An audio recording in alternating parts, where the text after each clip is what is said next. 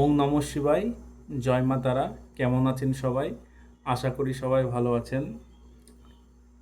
আজকে শত্রু বিজয় প্রাপ্তি নিয়ে বলবো।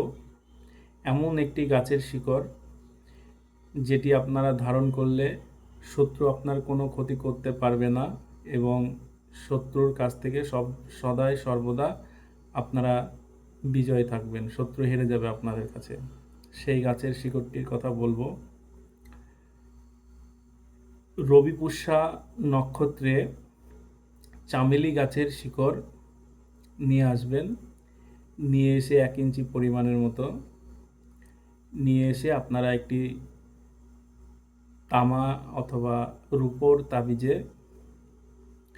শিকড়টিকে ভরে কালো কাঠ দিয়ে গলায় অথবা বাহুতে ধারণ করবেন।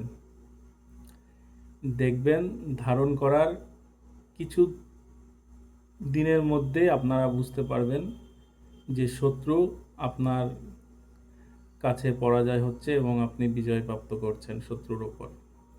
শত্রু কিছুতেই আপনার ক্ষতি করতে পারবে না, যত রকমই চেষ্টা করুক না কেন। এই গাছের শিকড় আপনার কাছে থাকলে শত্রু কিছুতেই আপনার ক্ষতি করতে পারবে না। এটি খুব কার্যকারী, এই গাছের শিকড়টি শত্রুর জন্য। তাই ব্যবহার করে দেখুন। যারা শত্রুর জ্বালায় জর্জরিত, শত্রুর কাছ থেকে কোনো মতে রেহাই পাচ্ছেন না, দেখুন 100% উপকার পাবেন। সবাই ভালো থাকবেন, সুস্থ থাকবেন।